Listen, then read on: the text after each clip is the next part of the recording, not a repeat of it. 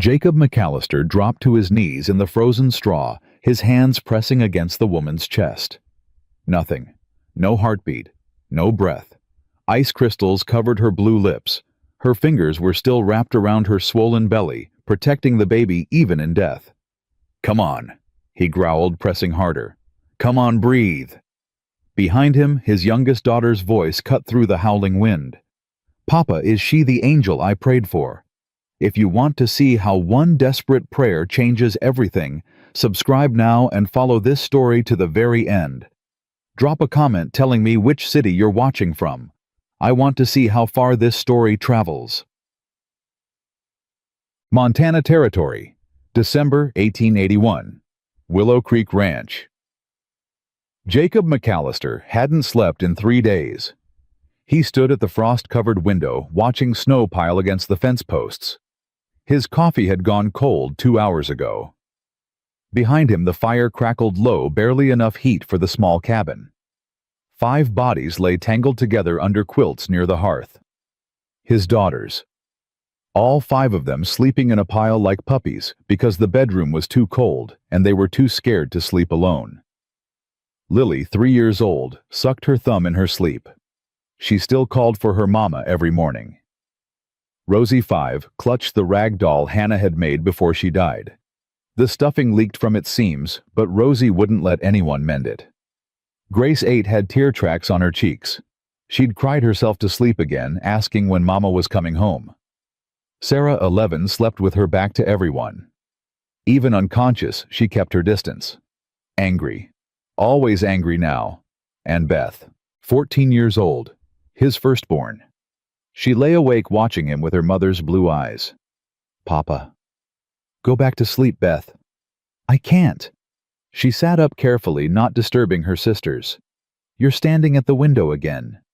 "Just checking the weather." "You're lying." Jacob turned. His daughter looked at him without accusation. Just truth.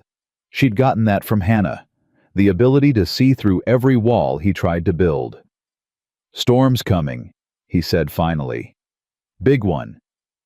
"Is that why you're scared?" "I ain't scared." "Your hands are shaking." Jacob looked down. She was right. He set the cup on the windowsill and crossed his arms, hiding the tremor. "Get some sleep, Beth. Long day tomorrow." "It's always a long day." She pulled her blanket around her shoulders and crossed to him. "Papa, do you think Mama can see us from heaven?" His throat closed up. 8 months. 8 months since the typhoid took Hannah, and every mention of her still hit like a bullet to the chest. "I reckon she can." "Then she knows you don't sleep anymore." Beth's voice dropped. "She knows you gave us the bed, and you're using that old blanket in the barn. She knows you only eat after we're finished." "Beth." "She'd be mad at you, Papa." Jacob knelt beside his daughter. Up close, the resemblance to Hannah was almost unbearable. Same stubborn jaw, same knowing eyes, same way of making him feel like a fool, and loved at the same time. "Your mama would understand." "No, she wouldn't." Beth reached into her nightgown pocket and pulled out a folded paper. "She made me promise Papa. Before she died. Made me keep this." Jacob's hands trembled as he took the paper. Hannah's handwriting. Shaky from fever, but still hers. "My dearest Beth, your Papa will try to carry everything alone. Don't let him. He thinks he's strong enough to bear it all. He's not. Nobody is. Watch over him for me.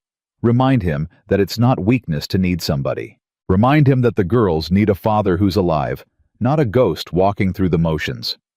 And Beth, my sweet girl, don't let him close his heart. He'll want to. He'll think it's safer. But a closed heart is just a slow death. Make sure he finds someone to love again. Promise me. Your loving Mama." The words blurred. Jacob blinked hard, but the tears came anyway.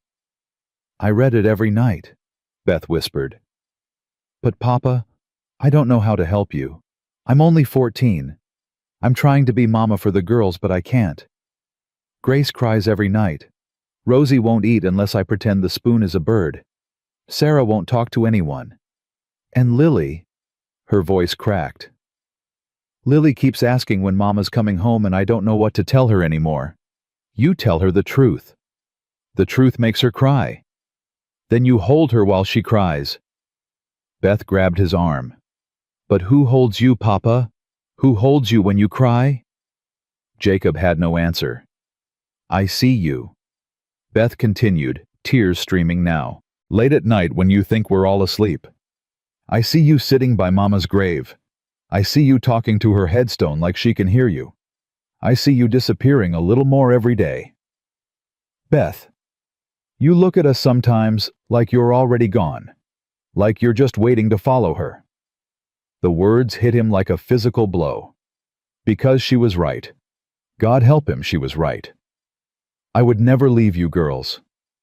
Not on purpose. Beth's small hands gripped his shirt. But you're fading, Papa, and I don't know how to stop it. I promised Mama I'd take care of you, but I'm just a kid. I can't do it alone. Jacob gathered her into his arms. She clung to him, this child who'd been forced to grow up too fast, who'd taken on burdens no 14-year-old should carry. I'm sorry, he breathed into her hair. I'm so sorry, Beth. Don't be sorry. Just don't leave us. I won't. Promise. I promise. She pulled back, wiping her face with her sleeve. Her eyes took on a determined look he recognized. Hannah's look, the one that meant she'd made up her mind about something. I'm going to pray. Beth, Mama always said God listens to children because our hearts are still clean. She folded her hands and closed her eyes. Dear God, it's Beth again. I know I ask for a lot. I know I asked you to save Mama and you didn't. But this is different. This is about Papa. Jacob watched his daughter, her small face fierce with concentration. He's dying, God. Not his body, but his soul. He needs help. Real help. The kind that makes him smile again. The kind that makes him want to wake up in the morning. A small voice joined in. Grace had woken up. She crawled over and knelt beside her sister, folding her own hands. Please send somebody, Grace added. An angel or a person or anything. Rosie stirred, rubbing her eyes. What are we doing? Praying for Papa, Beth said. Rosie nodded solemnly and closed her eyes. Dear God, please help Papa. He's sad. Make him not sad. Even Sarah sat up, though she didn't join in. She just watched her 11-year-old face, unreadable. Only Lily stayed asleep, thumb in mouth, oblivious. Amen, Beth finished. She opened her eyes and looked at Jacob. Now we wait. Beth prayers don't work like, yes they do. Her jaw set with her mother's stubbornness. Mama said faith means believing when there's no reason to. I'm believing Papa. You should too. One by one the girls lay back down. Grace curled against Rosie. Sarah turned her back again. Beth kept her eyes open, watching him. Go to sleep, Jacob said softly. You first. Beth. Fine. She closed her eyes. But God's listening, Papa. I know He is. Within minutes her breathing evened out. Jacob stayed on his knees beside his daughters. Hannah's letter clutched in his hand. The fire popped and settled. Wind moaned against the walls. It's not weakness to need somebody. He'd spent 38 years proving he needed no one. Survived the war, built this ranch from nothing, buried his wife with his own hands in frozen ground while his daughters watched. But Beth was right. He was disappearing, becoming a ghost in his own life, a dead man walking among the living. He tucked the letter into his pocket and pulled on his coat. The sheep needed checking before the storm hit. Routine. Something to do with his hands, while his mind tore itself apart. The cold hit him like a wall when he opened the door. Already below zero, and the temperature was still dropping. He'd seen storms like this before. The kind that buried livestock. The kind that froze men solid where they stood. He made his way to the barn boots, crunching through fresh snow. The wind carried strange sounds. Howling, and something else. Something almost like crying. Jacob stopped. Listened. Nothing. Just wind. He kept walking. The barn door hung slightly open. Jacob frowned. He'd latched it himself 3 hours ago. Could have been wind, but the latch was sturdy. He'd built it himself. He pulled the door wider and stepped inside. His sheep stirred nervously in their pens. The horses stamped in their stalls. Something had spooked them. "Easy," Jacob murmured. "Easy now." He moved toward the back corner where he stored the winter feed. His mare Bonnie was stomping and snorting, her eyes rolling white. "What's got into you, girl?" Then he saw it. A shape in the corner, huddled in the straw. At first his mind registered rags. Discarded clothes, maybe. Or a feed sack that had blown in. Then the rags moved. Jacob's heart slammed against his ribs. He grabbed the lantern from its hook, struck a match, held the light forward. A woman. She lay curled on her side, half buried in straw. No coat, no shoes. Her dress was thin cotton torn at the shoulder, soaked through. Ice matted her dark hair. Her skin had gone gray-white. And her hands. Her hands were wrapped around her belly. Swollen. Pregnant. 7, maybe 8 months along. Jesus Christ. Jacob dropped beside her, pressed his fingers to her throat. A pulse. Faint. Thready. But there. "Ma'am? Ma'am, can you hear me?" Nothing. Her lips were blue. Her breathing so shallow he could barely see her chest move. She was dying. Right here in his barn. 3 feet from his sheep. Not again. The words tore from his throat. Not again. Not again. He stripped off his coat and wrapped it around her. Not enough. Nowhere near enough. He needed to get her inside, get her warm. But moving her could kill her just as surely as leaving her here. "Come on." He lifted her. God, she weighed nothing. Like a child. Like Hannah at the end. He cradled her against his chest. Her head lolled against his shoulder. "Stay with me. You hear me. Stay with me." He ran. The distance between barn and cabin had never seemed so far. Snow stung his eyes. Wind tried to rip her from his arms. His bad shoulder screamed with every step. Old war wound that never healed right. He kicked the door open. Beth was already sitting up, eyes wide. "Papa, what?" "Get blankets. All of them. Now." Beth moved without question. Behind her, the other girls stirred, confused and frightened. Jacob carried the woman to the hearth, laid her as close to the fire as he dared. She still wasn't moving. Still wasn't responding. "Is she dead?" Rosie's small voice trembled. "No." Jacob stripped off the woman's frozen dress with hands that wouldn't stop shaking. He'd done this before. Soldiers with frostbite. Men pulled from icy rivers. Wet clothes killed faster than cold air. "She's just very sick. Beth, those blankets." Beth appeared with an armful. Her face was pale but focused. "Is she going to be okay, Papa?" "I don't know." He wrapped the woman in every blanket they had, tucked them tight around her belly.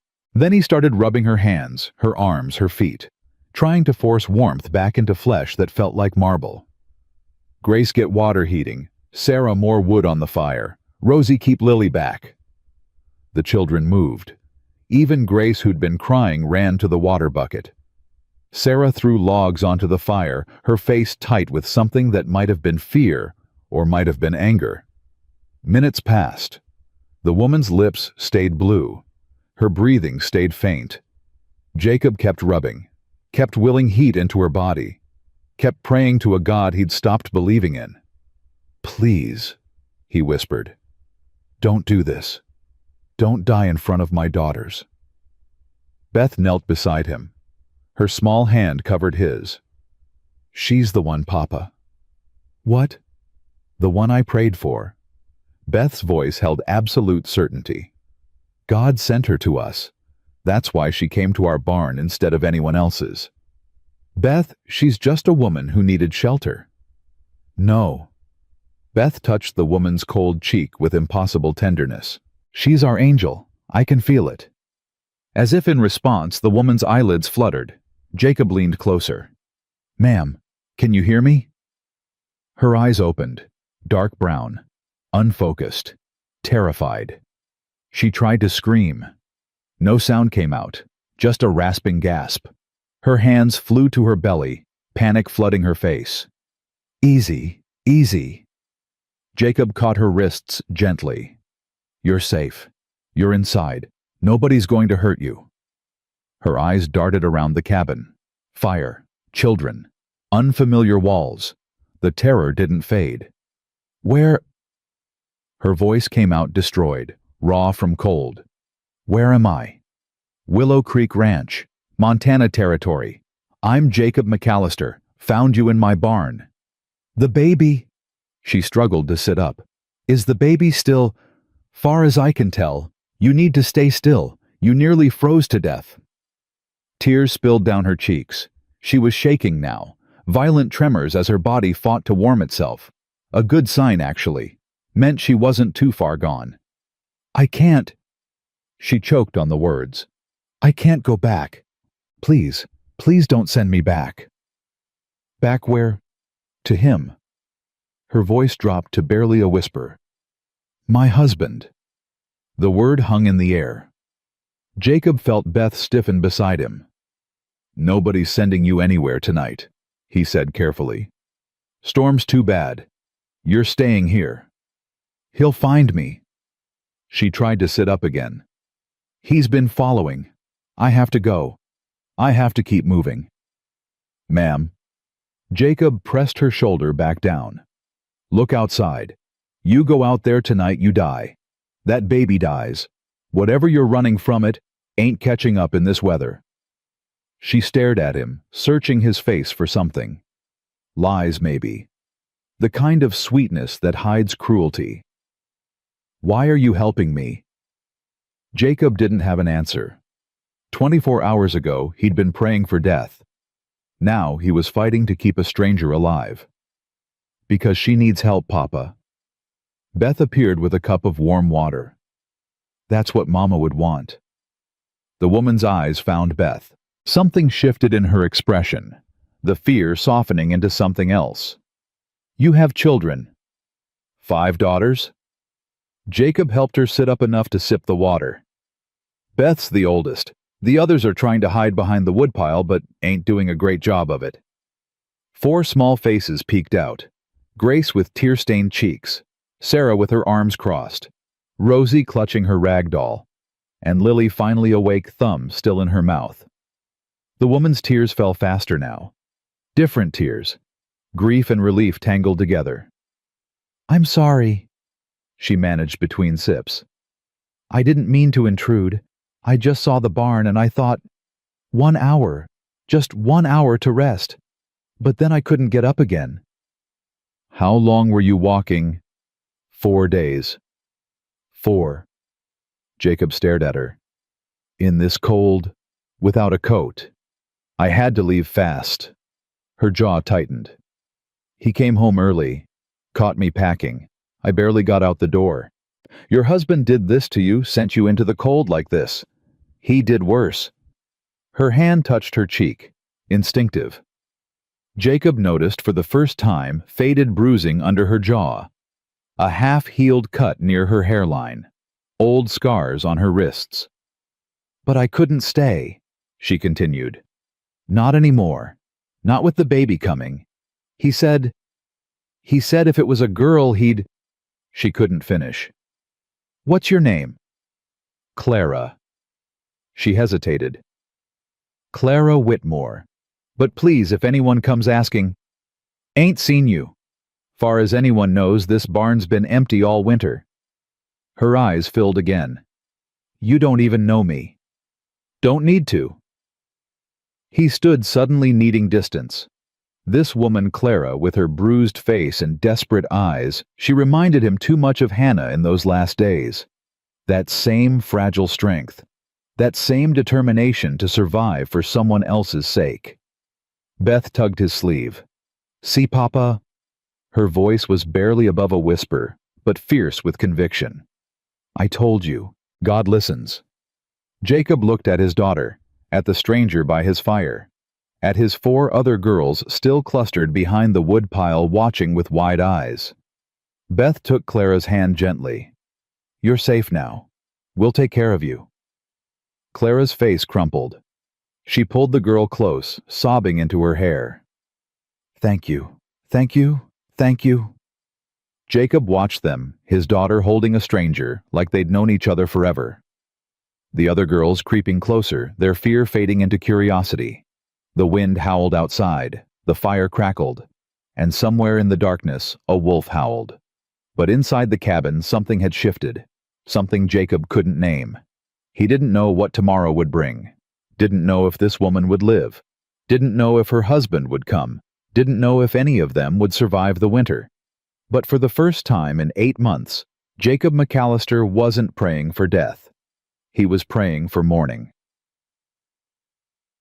Tia. Morning came slow and gray. Jacob hadn't slept. He'd spent the night feeding the fire, checking on Clara, listening to her shallow breathing, praying it wouldn't stop. The girls had drifted off one by one. Beth had fought sleep the longest, keeping vigil beside Clara, until her eyes couldn't stay open anymore. Now, the cabin smelled of wood smoke and something else. Something Jacob hadn't smelled in months. Hope.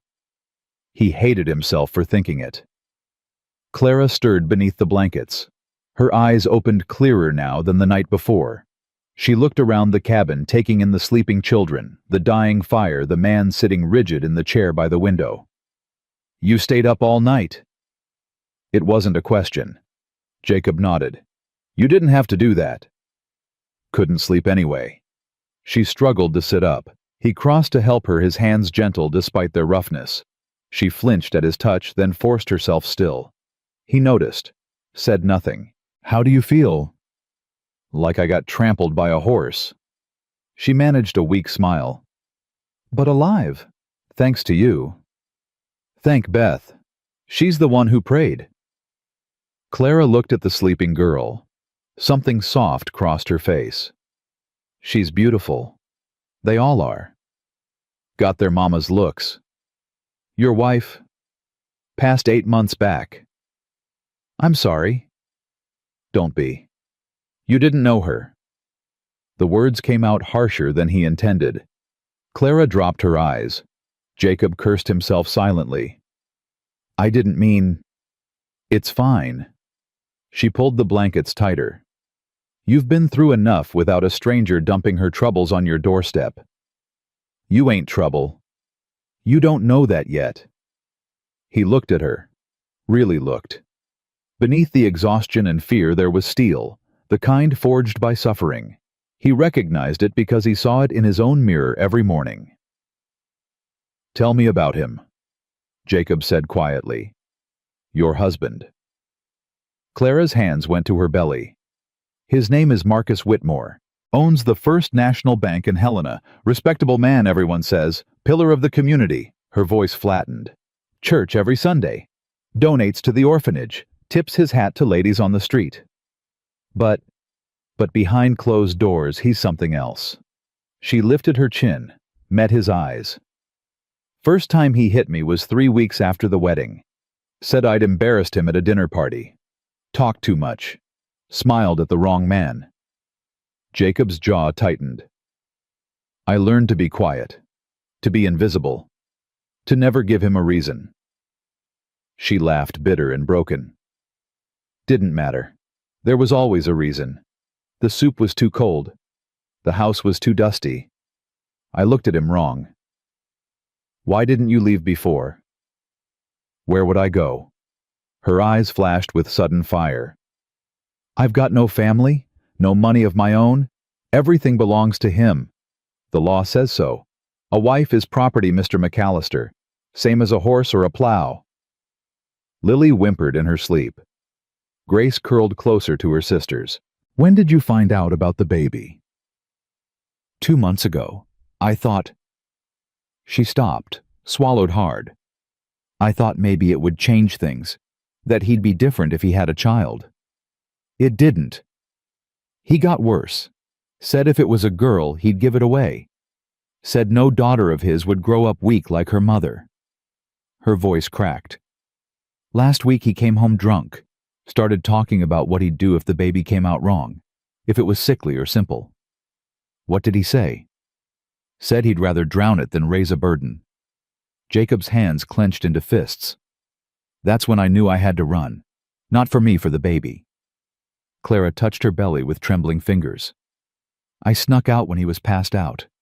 Took what I could carry. Started walking. I didn't know where I was going. I just knew I couldn't stay. 4 days, in this cold. No coat, no food. I found a farmhouse the first night. Begged for shelter. Her voice went hollow. They turned me away. Said they didn't want trouble with Marcus Whitmore. His reach is long, Mr. McAllister. He has friends everywhere, important friends. Not here. You don't understand. He'll come looking. He'll find me eventually, and when he does, let him come. Clara's eyes snapped to his face. What? Jacob leaned forward, his voice low and steady. This is my land, my home. Any man who comes here looking to hurt a pregnant woman is going to have to go through me first. You'd risk that, for a stranger. My wife made me promise something before she died. Jacob's voice roughened. Said I had to keep living. Said I had to believe there was still good worth fighting for. He looked at his sleeping daughters. I ain't been keeping that promise. Been walking around like a dead man, making my children watch their father disappear. He turned back to Clara. But you showing up in my barn, maybe it's a sign. Maybe it ain't. Either way, I ain't turning you out. Clara's tears fell silently. Why? Why would you do this? Because somebody should have helped you a long time ago. Jacob stood. And nobody did. He walked to the window, his back to her, giving her privacy to cry. Outside, the storm had buried everything in white. No tracks, no trails, just empty frozen wilderness. Whatever was coming, it would have to wait.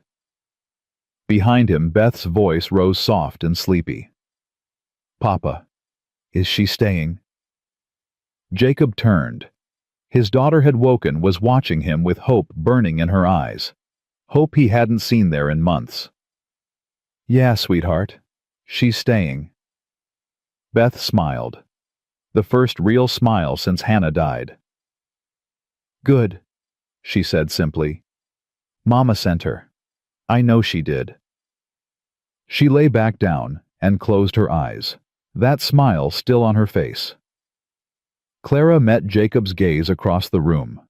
2 broken people, 2 shattered lives, connected by a prayer and a blizzard, and something neither of them could name. Thank you, she whispered. Jacob nodded once. Outside, the wind died down. The clouds began to break, and through a gap in the gray sky, a single ray of sunlight fell across the snow. Like a blessing, like a promise, like grace. The days that followed settled into something like routine. Clara grew stronger. Color returned to her cheeks. She started helping around the cabin despite Jacob's protests, mending clothes, stirring pots, teaching Lily how to count using dried beans. The girls took to her like flowers to sun. Lily was the first to break. 3 days after Clara arrived, the little girl crawled into her lap without asking, pressed her ear to Clara's swollen belly, and giggled. It's moving, Papa, the baby's moving. Jacob looked up from the harness he was mending. Clara's eyes were wet, but she was smiling. She likes you, Clara said softly. The baby. She kicks more when you're close. Lily's eyes went wide. It's a girl baby. I think so. I hope so. I want a sister. Lily patted Clara's belly with her small hand. You can share mine. I have 4 already. That's lots. Clara laughed a real laugh, surprised out of her. Jacob realized he'd never heard her laugh before. It changed her whole face. Rosie appeared at Clara's elbow, clutching her rag doll. Miss Clara, can you fix Molly? Her arm came off again. Let me see. Clara examined the doll with serious attention. Oh, this is a bad tear. But I think we can save her. Beth, do you have a needle and thread? I'll get it. Beth was already moving. Within an hour, all 5 girls had gathered around Clara. She mended Rosie's doll. She braided Grace's hair. She listened to Beth read from the family Bible. She let Sarah sit in silence, without trying to force conversation. And Jacob watched.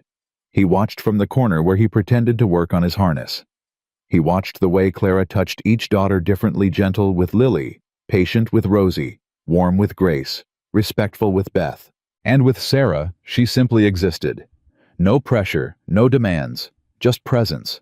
It was exactly what Sarah needed. On the fourth day, Sarah spoke to Clara for the first time. "You ain't our mother." The cabin went silent. Beth's face flushed with embarrassment. Grace looked ready to cry. Even Lily stopped playing. But Clara just nodded. "You're right. I'm not. So don't act like you are." "I won't." Clara met Sarah's hostile gaze without flinching. "I had a mother once. She died when I was about your age. Nobody could replace her. Nobody tried, but it wouldn't have mattered if they did." Sarah's jaw tightened. "Then why are you here?" "Because I had nowhere else to go. Because your father saved my life. Because—" Clara's hand moved to her belly. "Because I'm trying to protect my baby, the way your mother would have protected you."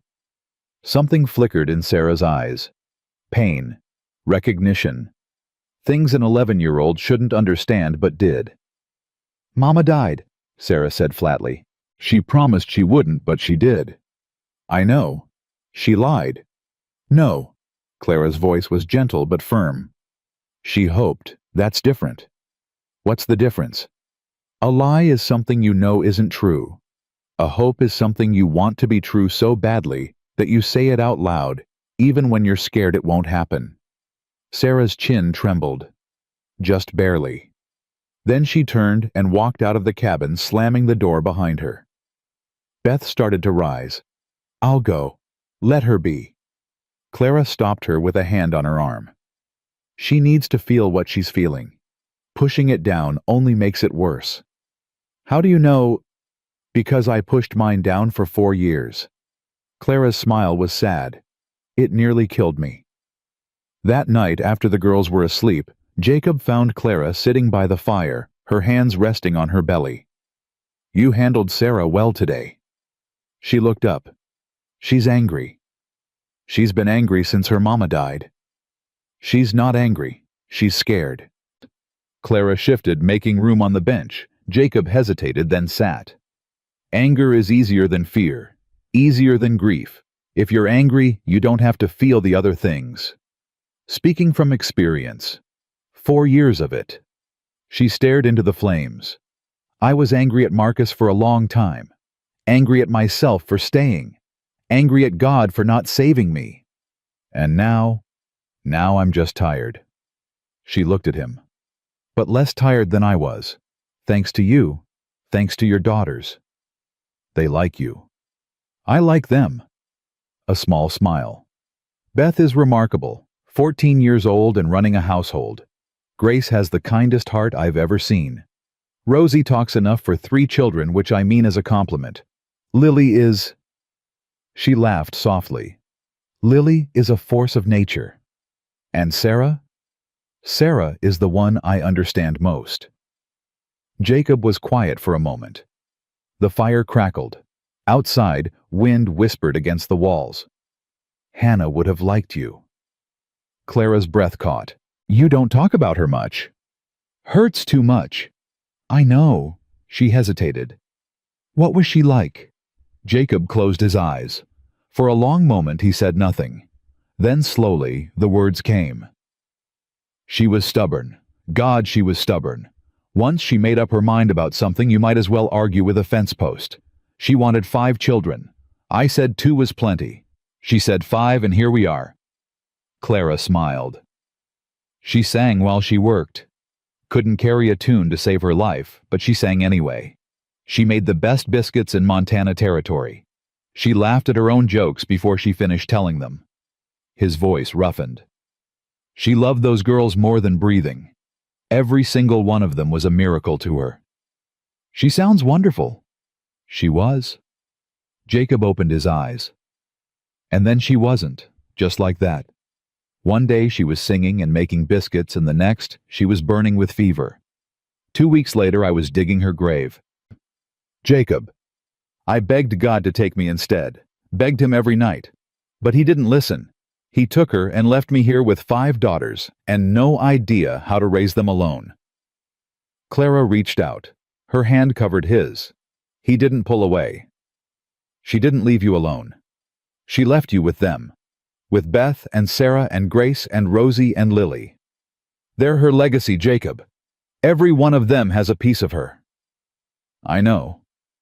Then you know she's not really gone. He looked at her. This woman who'd walked through hell to reach his barn. Who'd faced down death to save her baby. Who'd somehow in the space of a few days begun to thaw something frozen inside him. Beth prayed for you, he said quietly. The night before you came, she prayed for God to send someone to save me. And you think he sent me? I don't know what I think anymore. He turned his hand over, laced his fingers through hers. But I know I'm glad you're here. Clara's eyes filled with tears. Jacob, you don't have to say anything. I know it's too soon. I know you're married. I'm not. Her voice was fierce. Whatever piece of paper Marcus has, I stopped being his wife the first time he raised his hand to me. I stopped being his wife every time he made me feel worthless. I stopped being his wife the day I walked out his door. The law can go to hell. She squeezed his hand. I'm not going back. Not ever. If Marcus comes here, I'll face him. If he tries to take me, I'll fight. But I am not going back to that house, to that life, to being that woman who was too afraid to breathe. Jacob saw it then. The steel beneath the softness. The survivor beneath the victim. The woman Hannah would have called a kindred spirit. Then you won't. What? You won't go back? He turned to face her fully. You and that baby, you're under my protection now. This is your home for as long as you want it. Anyone who tries to take you is going to have to go through me first. You barely know me. I know enough. Jacob, I know you walked 4 days through a blizzard to save your child. I know you faced down death and won. I know my daughters smile more in the past week than they have in 8 months. His voice dropped. And I know that for the first time since Hannah died, I don't wake up wishing I hadn't. Clara was crying now, silent tears that streamed down her cheeks. I'm broken, she whispered. Marcus broke me. I don't know if I'll ever be whole again. Then we'll be broken together. Jacob lifted her hand to his lips, pressed a kiss to her knuckles. And maybe somehow we'll figure out how to heal. The moment stretched between them, 2 wounded souls reaching for each other in the dark. Then a small voice broke the silence. Papa? They both turned. Beth stood in the doorway of the back room, her eyes wide. Sorry, I didn't mean to. It's all right. Jacob released Clara's hand. What is it? Lily had a nightmare. She's asking for... Beth hesitated. She's asking for Miss Clara. Clara rose immediately. I'll go to her. She crossed to the back room, and Jacob heard her soft voice murmuring comfort, heard Lily's whimpers fade into silence. Beth stood there watching him. You like her? Beth, it's okay, Papa. She came to sit beside him. Mama would want you to be happy. She told me so. I know. Miss Clara is nice. She makes the girls laugh. She makes you laugh. Beth leaned against his shoulder. I think she's supposed to be here. I think this is why I prayed. It's complicated, sweetheart. Love is always complicated. She said it with the certainty of a 14-year-old who read too many books. But it's still love. Jacob put his arm around his daughter and held her close. When did you get so smart? I've always been smart. You just weren't paying attention. He laughed, a real laugh surprised out of him. It felt strange in his chest, almost painful, but good. The second week passed faster than the first. Clara's belly grew. The baby kicked more often, stronger each time. Lily had taken to pressing her ear against Clara's stomach every morning, reporting on the baby's movements like a doctor. She's awake, Miss Clara. She's kicking lots. Maybe she's hungry, Rosie suggested. Babies get hungry. She eats when Miss Clara eats, Beth explained patiently. That's how it works. That's weird. That's nature. Grace had started drawing again. For months after Hannah's death, she'd refused to touch her pencils. Now she filled page after page with pictures of the family. Jacob and the girls, Clara with her round belly. Even the sheep and horses got immortalized.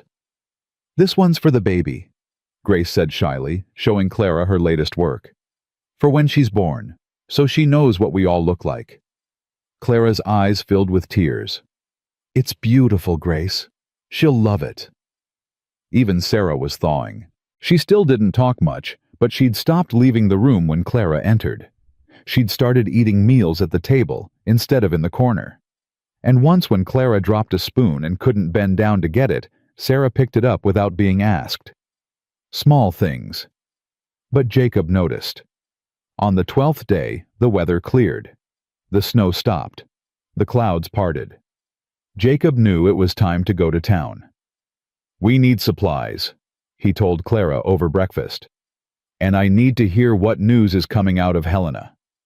Clara went pale. You think Marcus? I don't think anything yet, but I need to know if anyone's been asking about you. I'll come with you. No, his voice was firm. You're 7 months along and not fully recovered. Beth will stay here with you and the girls. Jacob. I'll be back by nightfall. He stood pulled on his coat. Keep the doors locked. Don't let anyone in you don't know. Clara Rose grabbed his arm. What if he's already there? What if he's waiting for you? Jacob looked down at her hand on his arm. Small fingers. Still too thin, but strong. Then I'll handle it. You can't fight a whole town. I don't plan to fight anyone. He covered her hand with his. But I need to know what we're dealing with. I can't protect you if I don't know what's coming. I don't want you to get hurt because of me. I won't. Promise me. He hesitated. Because he couldn't promise that. Couldn't promise anything except that he'd try. I'll come back, he said instead. That's what I can promise. I'll come back to you and the girls. She searched his face for a long moment. Then she nodded. I'll hold you to that. The ride to town took 3 hours. Jacob pushed his horse hard, wanting to get there and back before dark. Miller's Creek wasn't much a general store, a saloon, a church, a blacksmith. A few dozen people who kept to themselves and minded their own business. Jacob had always liked that about the place, but today something felt different. He noticed it as soon as he tied up his horse. People were watching him, not openly, but he could feel their eyes. Whispers followed him down the street. He went to the general store first. Morning, Martha. He tipped his hat to the woman behind the counter. Need some flour, salt, and whatever dried beans you've got. Martha Johnson didn't smile back. Usually she had a warm word for everyone. Today she looked nervous. Mr. McAllister, haven't seen you in a while. Been busy. Storm kept us in. Heard about that.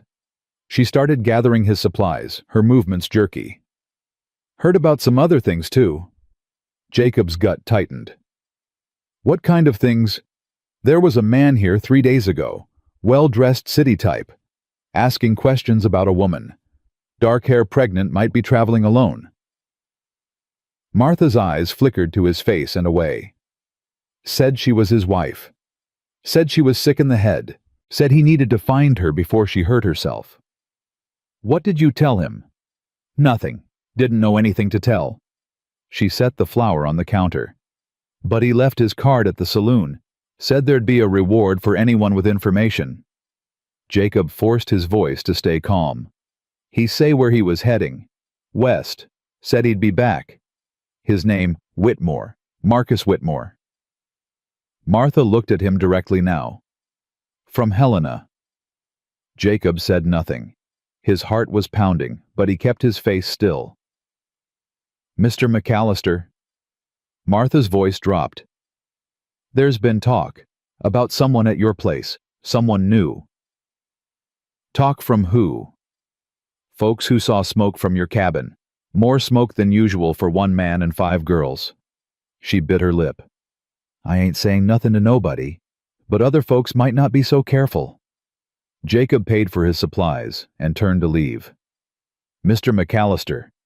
He stopped. That man Whitmore there was something wrong with him. Martha's voice was barely above a whisper. His eyes, cold like a snake. If that woman ran from him, I reckon she had good reason. Jacob nodded once. Thank you, Martha. He walked out into the cold. His mind raced as he loaded the supplies onto his horse. 3 days ago. Marcus had been here 3 days ago. That meant he could be anywhere by now. Could be heading back to Helena. Could be circling around. Could be watching this very moment. Jacob's hand moved to the rifle on his saddle. He scanned the street, the windows, the spaces between buildings. Nothing moved except the wind, but the feeling of being watched didn't go away. He mounted his horse and rode hard for home. The sun was setting when Jacob came over the ridge and saw his cabin. Smoke curled from the chimney. Lamplight glowed in the windows. Everything looked peaceful, but he didn't slow down until he was at the door. Clara? He burst inside, startling everyone. Clara, where? Here. She appeared from the back room, Lily on her hip. What's wrong? What happened? The girls were staring at him. Beth's face had gone white. Papa? Jacob forced himself to calm down. Scaring them wouldn't help. Everyone's fine. He took a breath. I need to talk to Miss Clara. Alone. Beth nodded slowly. Come on, girls. Let's check on the sheep. But it's cold. Put on your coats, now. They filed out, Sarah casting one last suspicious look over her shoulder. Clara set Lily down. Go with your sisters, sweetheart. But... Go. Lily went.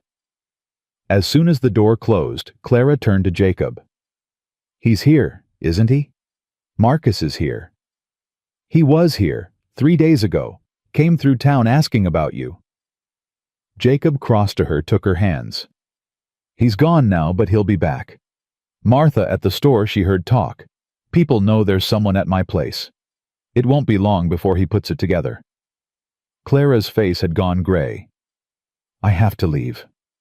No. Jacob, I won't put your daughters in danger. I said no. He gripped her hands tighter. We talked about this. You're staying. I'm protecting you. Nothing's changed. Everything's changed. He's coming. He'll bring men guns. Let him. You can't fight him alone. Then I won't be alone. Jacob's jaw set. I've got neighbors. Good people who don't take kindly to men who hurt women. I've got Ezra Blackwood, used to be a Texas Ranger. I've got the whole damn valley if I need it. These people don't even know me. They know right from wrong. That's enough. Clara was shaking. Her whole body trembled like a leaf in the wind. You don't understand what he's like. You've never seen him when he's angry. He destroyed a man's business once because the man looked at me too long. Just looked. The man lost everything. His store, his home, his family. Marcus did that with one word to the right people. This ain't Helena. His words don't carry weight here. They carry guns. So do I. She stared at him, tears streaming down her face. Why are you doing this? You have 5 daughters, 5 little girls who need their father. How can you risk everything for someone you barely know? Jacob was quiet for a moment. Then he spoke, his voice rough with emotion. When Hannah got sick, I prayed every night. Begged God to save her. Begged him to take me instead. Begged him to give me a sign, any sign that he was listening. He lifted Clara's chin, forced her to meet his eyes. He didn't answer. She died anyway. And I stopped believing, stopped praying, stopped hoping for anything. Clara's tears fell faster. Then Beth prayed for me. Prayed for God to send someone to save me. And the next morning, you were in my barn, freezing, dying, but there." His voice cracked. "You want to know why I'm doing this? Because maybe this is my answer. Maybe you're my answer. Maybe after all these months of silence, God finally sent me something worth fighting for. Jacob." "I ain't letting you go, Clara. Not to Marcus. Not to fear. Not to anything." He pulled her close, wrapped his arms around her. "You're mine now. Mine to protect. Mine to care for. And I will burn down the whole damn territory before I let anyone take you away." She sobbed against his chest. Great wrenching sobs that shook her whole body. He held her through it, stroking her hair, murmuring comfort. "I'm scared," she whispered finally. "I'm so scared." "I know. I'm scared too." "You are terrified." He kissed the top of her head. "But I'd rather be scared and fighting than safe and alone. Wouldn't you?" She pulled back, looked up at him. Her eyes were red, her face streaked with tears. But she was smiling. "Yes," she whispered. "I would." The door burst open. Lily tumbled in, followed by her sisters. "Papa, it's cold. Can we come back in now?" Jacob laughed. The tension broke like a fever. "Yeah, sweetheart, come on in." The girls piled inside, bringing cold air and chatter and life. Beth's eyes found Jacob's face, asking a silent question. He nodded once. Later. He'd explain later. "Miss Clara." Lily pulled at Clara's hand. "The baby kicked while you were talking. Beth felt it." "Did she now?" "She's gonna come soon, right?" "When's she gonna come?" "Not for a while yet, sweetheart." "But I want her now." "Lily." Sarah's voice cut through. Everyone went quiet. The 11-year-old was looking at Clara with an expression Jacob couldn't read. "Are you okay?" Clara blinked. "Yes, I'm fine." "You've been crying." "I have." "Why?" Clara glanced at Jacob. He gave her a small nod. "Because I'm scared," Clara said simply.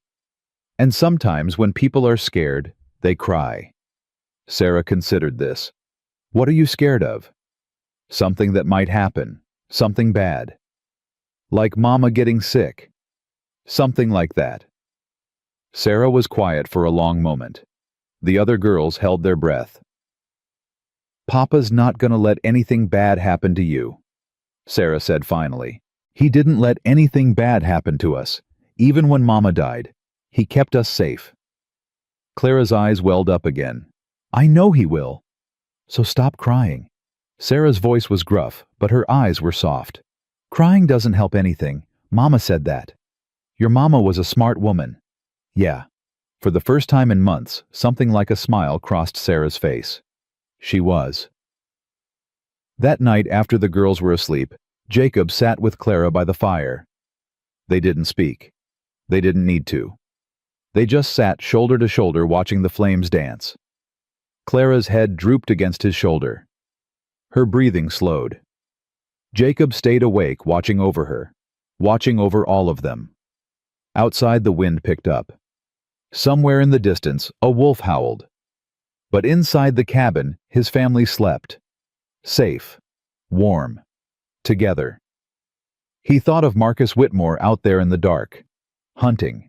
Searching. Let him come, Jacob thought. Let him bring his money and his men and his cold snake eyes. He'd find something he wasn't expecting. He'd find a man with nothing left to lose and everything to protect. 3 days passed in tense silence. Jacob barely slept. He checked the windows every hour, kept his rifle within arm's reach, jumped at every sound outside the cabin. Clara watched him with worried eyes, but said nothing. The girls felt it too. Even Lily, who usually chattered nonstop, grew quiet. Beth took over more of the household duties, keeping her sisters busy and distracted. Sarah stood guard at the window when Jacob went to tend the sheep. On the 4th morning, Ezra Blackwood rode up to the cabin. Jacob met him on the porch, rifle in hand. "Easy, son." The old man raised both hands. Just me. Ezra. Jacob lowered the weapon. What brings you out this way? Heard some troubling news in town. Ezra dismounted, his weathered face grim. Figured you should know. Come inside. It's cold. Clara looked up when they entered, fear flashing in her eyes. Jacob shook his head slightly. Not yet. Miss. Ezra tipped his hat. You must be the woman causing all the fuss. Clara stiffened. I don't know what you... Relax. I ain't here to make trouble. He settled into a chair by the fire, his old bones creaking. I'm here because trouble's coming whether you want it or not. What did you hear? Jacob asked. Man named Whitmore's been making noise in Helena, hiring men, offering rewards. Word is he's planning to ride out this way with a small army. Clara's hand flew to her belly. How many men? 6, maybe more. Professional types, the kind who ask questions with their fists. When? Soon. Maybe tomorrow. Maybe tonight. Ezra looked at Jacob. You got a plan. Working on one. That ain't reassuring. Best I can do. Jacob ran a hand through his hair. I was hoping to have more time. Time's a luxury when men like Whitmore are involved. Ezra leaned forward. I did some digging, Jacob. This ain't the first time he's come after a wife who ran. Clara went white. What do you mean? 3 women before you. All married to him. All died under mysterious circumstances. Ezra's voice was flat. First one fell down the stairs. Second one drowned in the bath. Third one supposedly shot herself. Oh, God. Clara sank into a chair, her legs giving out. All of them were pregnant when they died. Jacob felt his blood turn to ice. He killed them. That's my guess. Never proved, of course. Whitmore's got powerful friends. Judges, lawyers, politicians. Nobody looked too close at the evidence. Why are you telling us this? Clara's voice was barely a whisper. Because if he takes you back, you're dead. Ezra met her eyes. And that baby with you. He don't want a wife. He wants property. Something he owns. Something that can't leave him. Clara was shaking. Jacob crossed to her, put his hand on her shoulder. He's not taking her. 1 man against 6 ain't good odds. Then I'll find more men. Ezra smiled grimly. Thought you might say that. That's why I'm here. You. I was a Texas Ranger for 20 years, son. Put down men worse than Marcus Whitmore. I ain't too old to do it again. He stood, his joints popping. Besides, I got a personal stake in this. What do you mean? My daughter. Ezra's face hardened. Worked for Whitmore 3 years back. Came home with bruises she wouldn't explain. Quit after 2 months and never said why. But I knew. I always knew. Clara looked up. I'm sorry. Don't be. Just let me help put this son of a bitch where he belongs. Jacob extended his hand. Ezra shook it. Thank you. Don't thank me yet. We got work to do. They spent the day preparing. Ezra rode to neighboring ranches, calling in favors, spreading the word.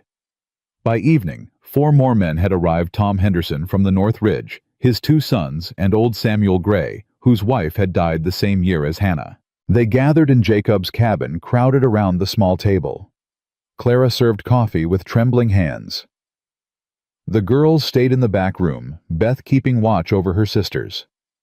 6 of us against maybe 8 of them, Tom said, rubbing his beard. I've seen worse odds. They'll have better guns, his older son pointed out. City types always do. Better guns don't mean better aim. Samuel spit into the fire. I've shot deer at 300 yards. These fellas probably never fired at anything that moved. Don't underestimate them. Ezra's voice cut through. They're hired guns, not businessmen. Whitmore picked them for a reason. So what's the plan? Everyone looked at Jacob. He took a deep breath. This wasn't what he'd wanted. Wasn't what he'd imagined when Clara stumbled into his barn. But here they were. They'll come from the main road. Only way to get wagons through.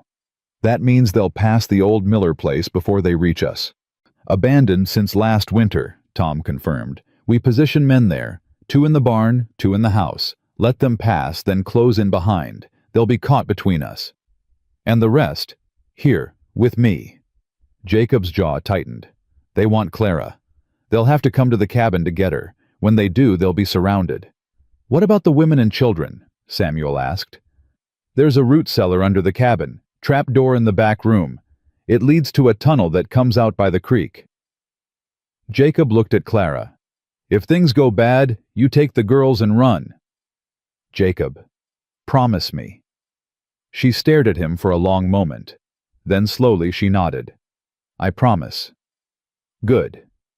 He turned back to the men. We don't shoot first. Understand, I want to give them the chance to walk away.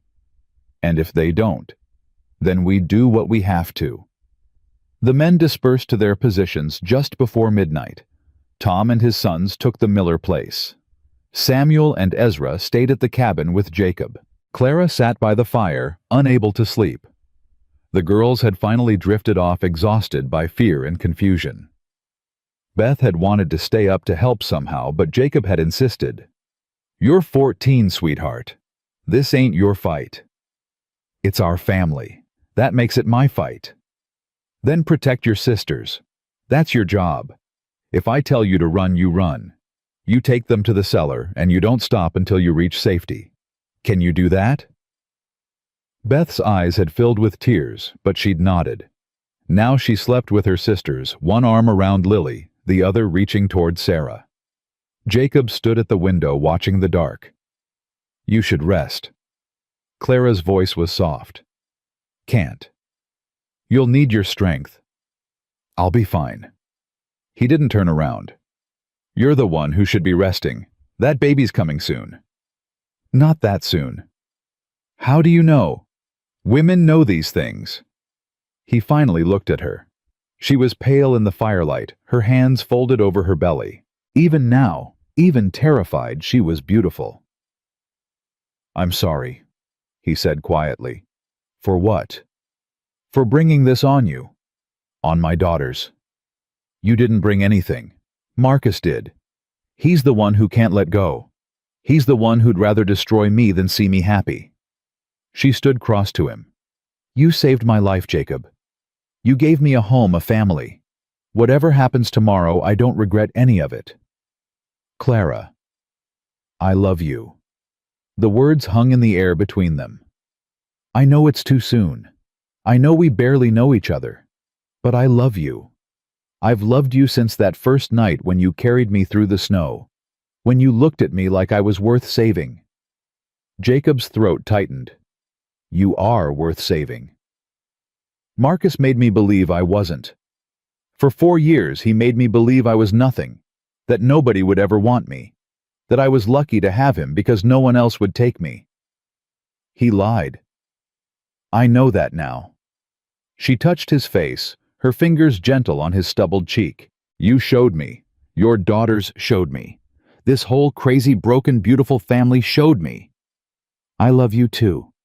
The words came out rough, scraped from somewhere deep inside. I didn't think I could. After Hannah, I thought that part of me was dead. But you... He pulled her close, pressed his forehead to hers. You brought me back. Then we saved each other. Reckon we did. He kissed her. Soft at first, then deeper. She melted against him, her belly pressed between them. Somewhere inside, the baby kicked. They both laughed, breaking apart. She's got opinions, Clara said, wiping her eyes. Wonder where she gets that? Probably from all 5 of her sisters. Jacob felt his heart swell. You mean that about the girls? They're mine now, just like this baby is yours. Clara's voice was fierce. Family isn't about blood, Jacob. It's about choice. And I choose them. All of them. Behind them, a small voice spoke. Really? They turned. Sarah stood in the doorway of the back room, her face uncertain. Sarah. Clara stepped toward her.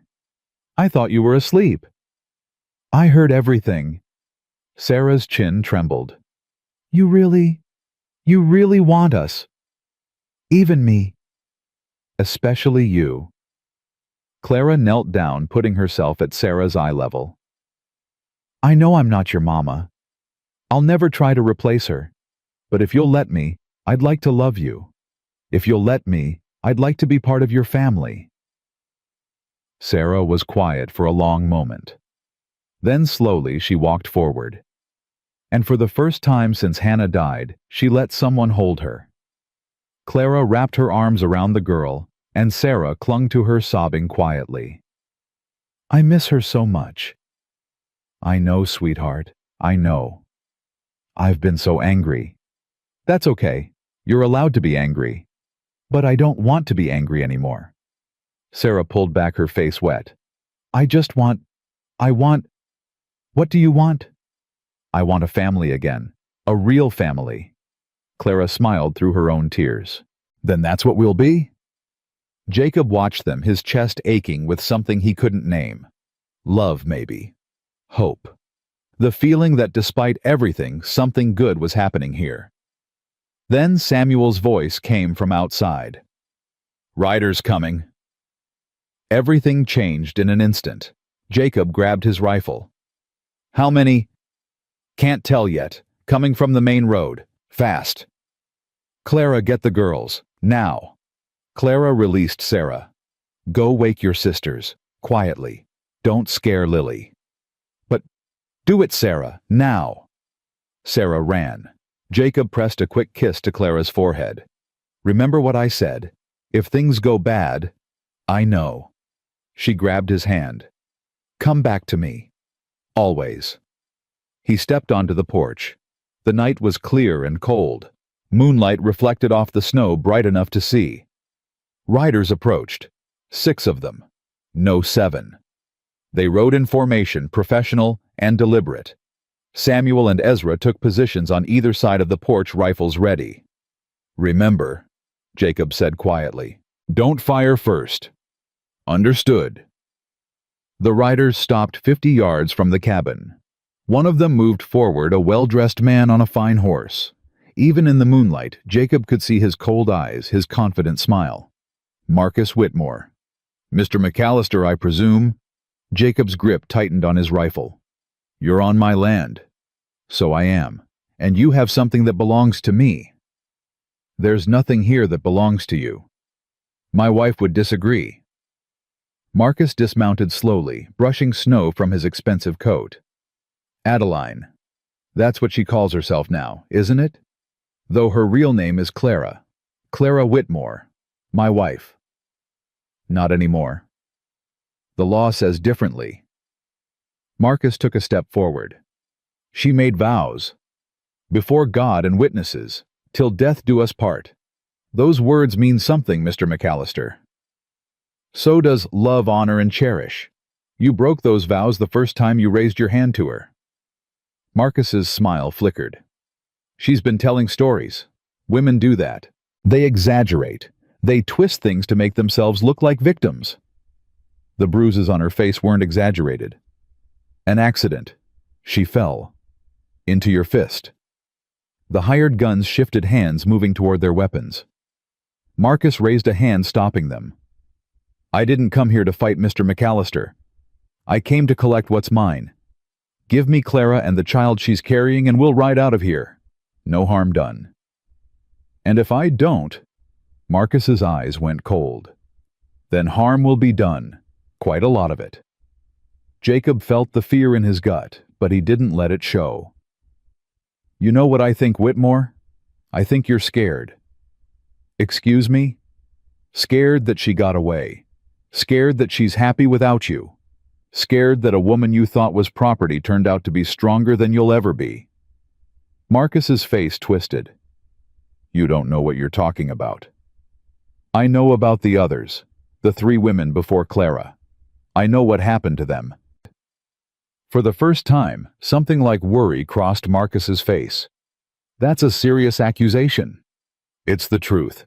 You killed them, all of them, and you would have killed Clara too if she hadn't run. You can't prove any of that. Maybe not, but I can keep her safe from you, and I will. Jacob raised his rifle. So here's my counteroffer. You turn around right now, ride back to Helena, and never come near this ranch again. Do that, and you might live to see morning. Marcus laughed. You're outnumbered, McAllister. 7 against 3. Even a fool can do that math. Your math's wrong. A voice came from behind the riders. Tom Henderson stepped out of the darkness, rifle aimed. Evening, gentlemen. His sons appeared from the other side, flanking the hired guns. Looks like we got ourselves a situation, Tom's older son said. The riders spun confusion on their faces. They were surrounded. Marcus's confident smile finally cracked. This changes nothing.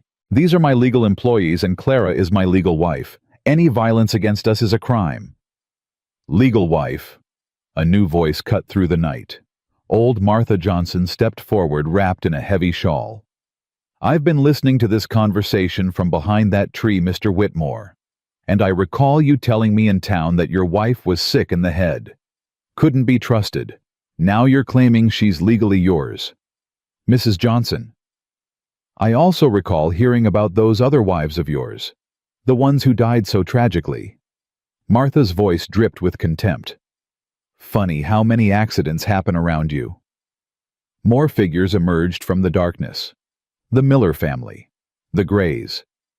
People Jacob hadn't even asked. People who'd come anyway. We don't take kindly to men who hurt women in this valley, Tom said. Never have, never will. This is mob justice. No.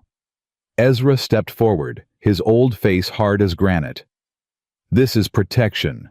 Something you clearly don't understand. Marcus looked around at the faces surrounding him.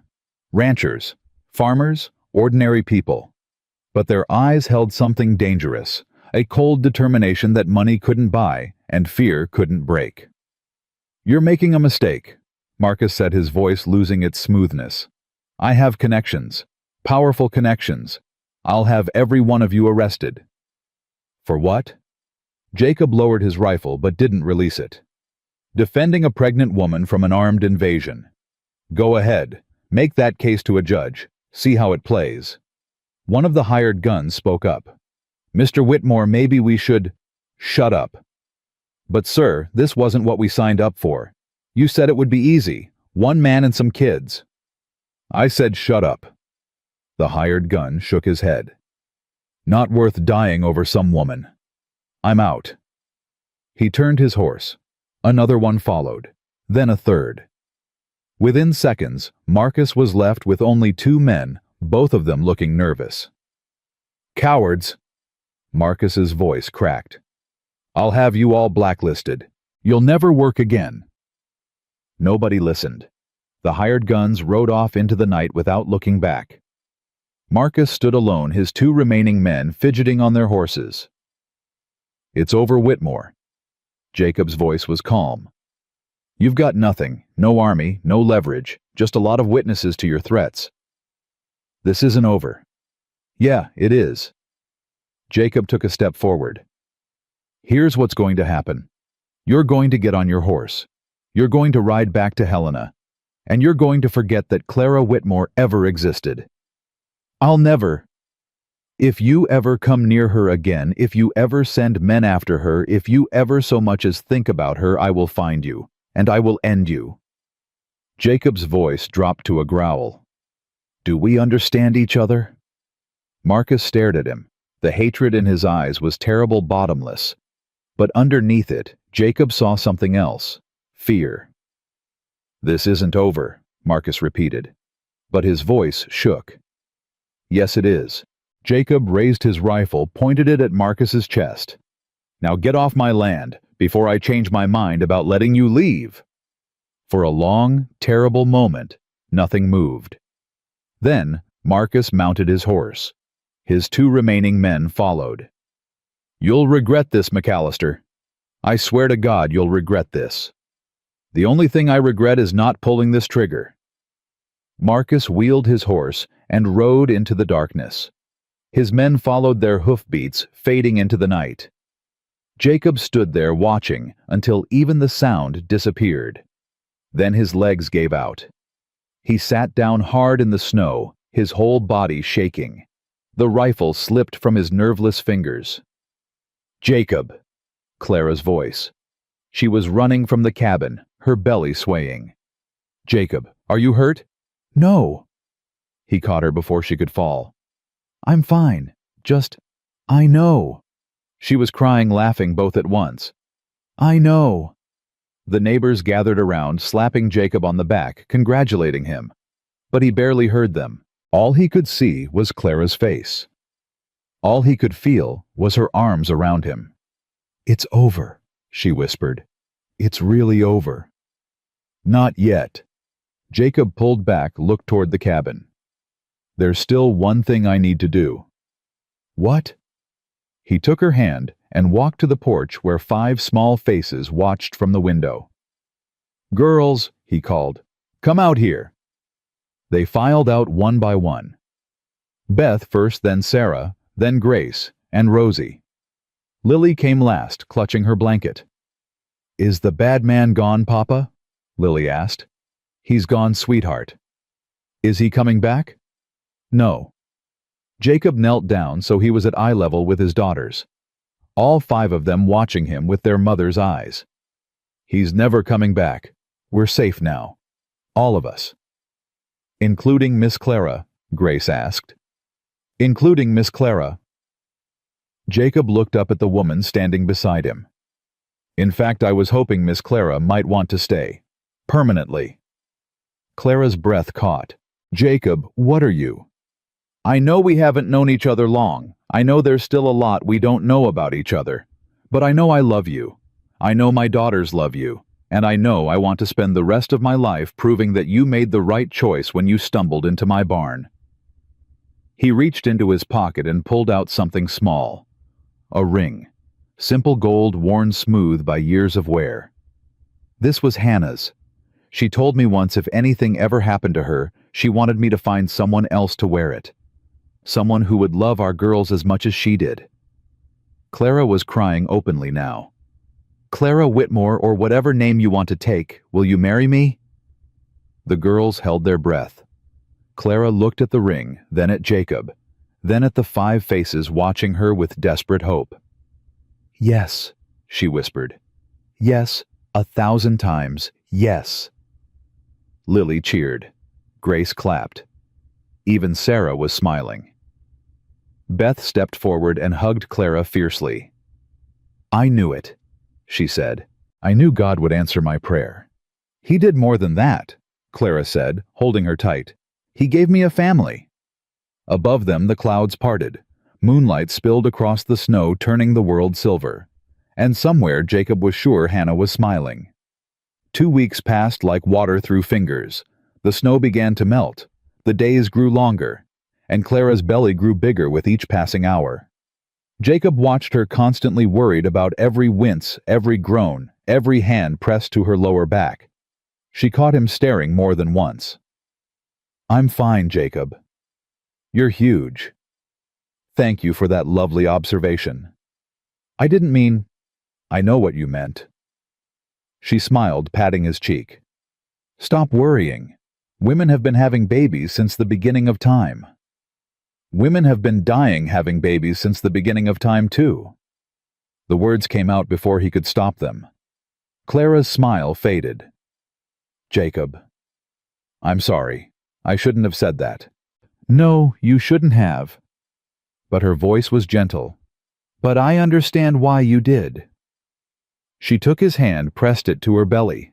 The baby kicked against his palm. "Feel that she's strong. She's ready. And so am I." "How do you know it's a girl?" "I just know." Clara's eyes softened. "The same way I knew walking into your barn was the right thing to do. The same way I knew you were worth trusting." "You could have been wrong about me." "But I wasn't." She kissed him softly. "And I'm not wrong about this either." The girls had thrown themselves into wedding preparations with terrifying enthusiasm.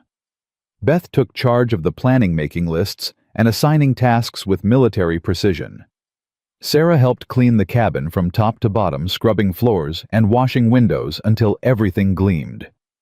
Grace made decorations from dried flowers and ribbon scraps.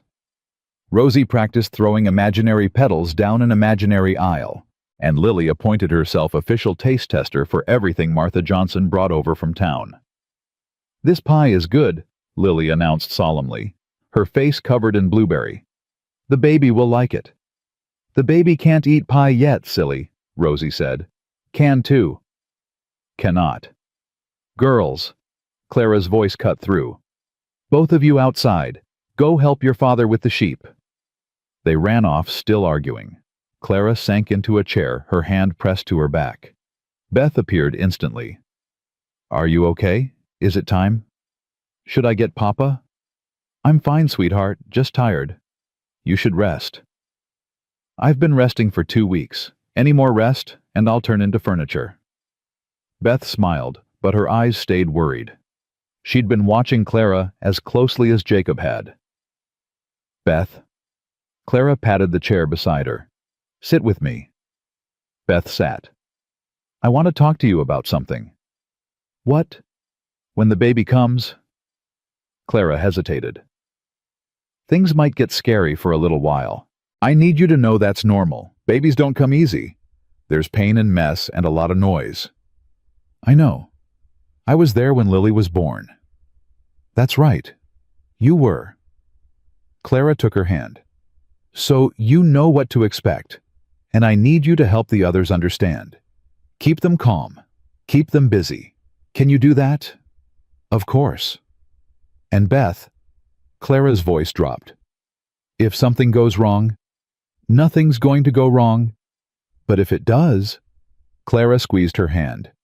"I need you to know how much you mean to me. How much all of you mean to me. These past weeks have been the happiest of my life." "Miss Clara, let me finish." Clara's eyes were bright with unshed tears. "Your mother was an amazing woman. I can see her in every one of you, in Beth's strength, in Sarah's fire, in Grace's kindness, in Rosie's joy, in Lily's stubbornness." Beth laughed despite herself. "I could never replace her. I wouldn't try. But I hope I can honor her by loving you all as much as she did." Clara touched Beth's face. "You especially. You've had to grow up so fast. You've carried burdens no 14-year-old should carry. But you did it with grace and courage. Your mother would be so proud." "You really think so?" "I know so." Clara smiled. "And I'm proud too. Proud to call you my daughter, if you'll have me." Beth's eyes filled with tears. She threw her arms around Clara, hugging her as tight as she dared. "I'll have you," she whispered. "We all will." They held each other for a long moment. Two women, one barely more than a girl, bound together by something stronger than blood. Then Clara gasped. "Miss Clara, I'm fine." But her face had gone pale. "Just, the baby kicked. Hard." Beth pulled back her eyes, searching Clara's face.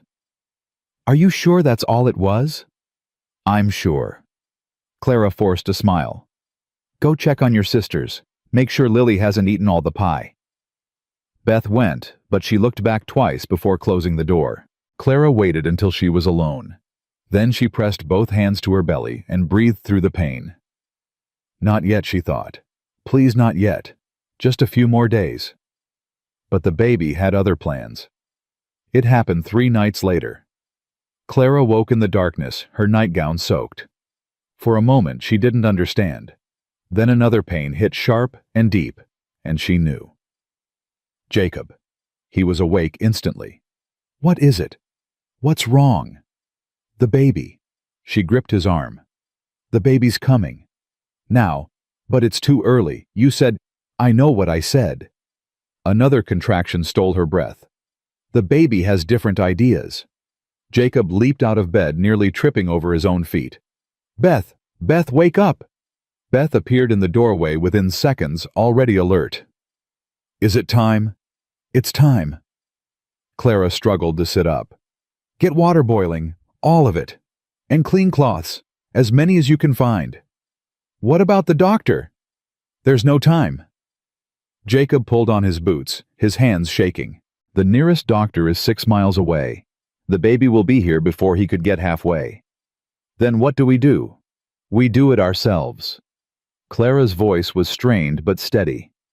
Beth, you've seen a birth before. I need you to help me. I was 7 years old. You remember enough. I'll talk you through the rest. Another contraction hit. Clara gritted her teeth. Go, now. We don't have much time.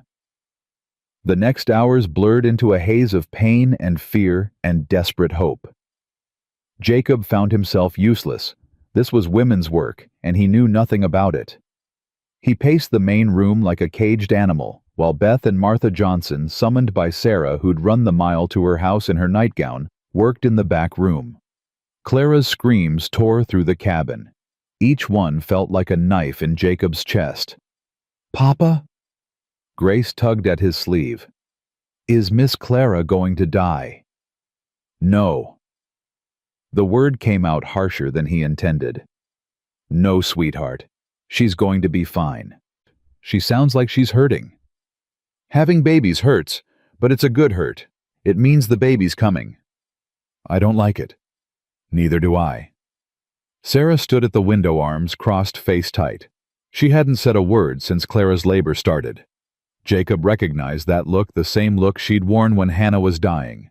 Terror disguised as anger. Sarah. She didn't turn. Sarah, look at me. Slowly she turned. Her eyes were dry, but her chin trembled. She's going to be okay, Jacob said. Clara's strong. The baby's strong. They're both going to be okay. You don't know that. No. I don't. He crossed to her, put his hand on her shoulder. But I believe it. And right now believing is all we can do. I prayed for Mama. Believed she'd get better. She didn't. I know. What if it happens again? Sarah's voice cracked. What if Clara dies too? What if we lose everyone who loves us?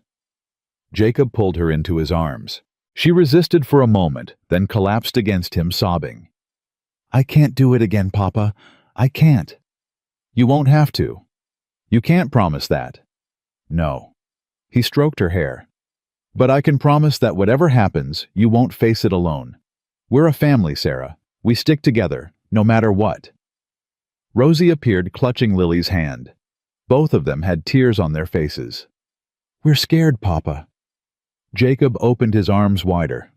Come here, all of you. They gathered around him, Sarah and Grace and Rosie and Lily. 4 small bodies pressed against his seeking comfort he wasn't sure he could give. But he held them anyway, because that's what fathers did. From the back room, Clara screamed again. Longer this time, more desperate. Then silence. Jacob's heart stopped. The silence stretched. 1 second, 2, an eternity. Then a different sound broke through. Crying. High and thin and furious. A baby's cry. Oh, thank God. Jacob's legs gave out. He sat down hard on the floor, his daughters still clinging to him. The back room door opened. Beth appeared, her face exhausted but radiant. It's a girl, she said. A healthy baby girl. Jacob couldn't speak. His throat had closed completely. Can we see her? Grace asked. In a minute. Mrs. Johnson is cleaning her up. Is Miss Clara okay? Sarah's voice was small. Beth smiled. She's perfect, tired but perfect. She wants to see all of you. The girls rushed past her into the back room. Jacob stayed on the floor, unable to move. Beth knelt beside him. Papa, are you okay? I thought... He couldn't finish. I know. She took his hand. But she's fine. They're both fine.